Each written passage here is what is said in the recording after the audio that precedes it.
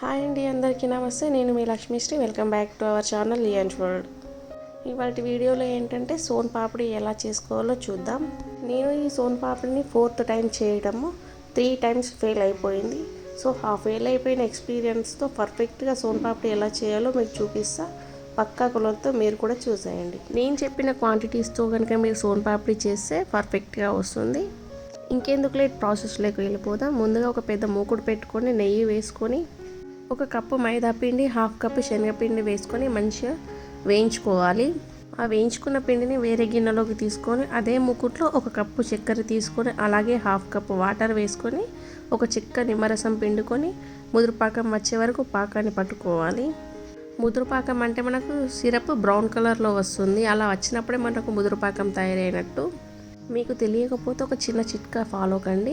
1 cup వాటర్లో తీసుకొని sugar సిరప్ను 1 spoon వేస్తే ముద్దలాగా వస్తుంది. అలా వస్తే ముదురుపాకం రెడీ అయిపోయినట్టే. ఈ ముదురుపాకాన్ని తీసుకొని చల్లారబెట్టుకోవాలి మనం.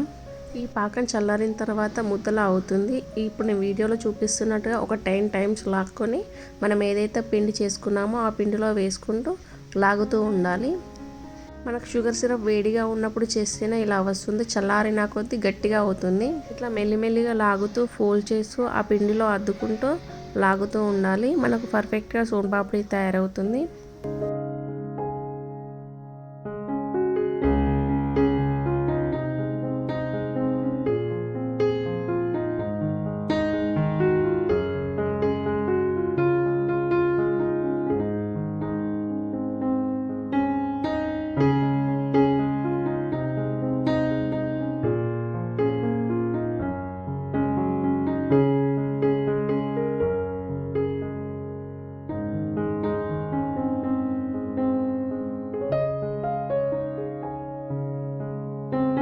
మొత్తానికి మన సోన్ పాపిడి ఎంత పర్ఫెక్ట్గా వచ్చిందో చూడండి.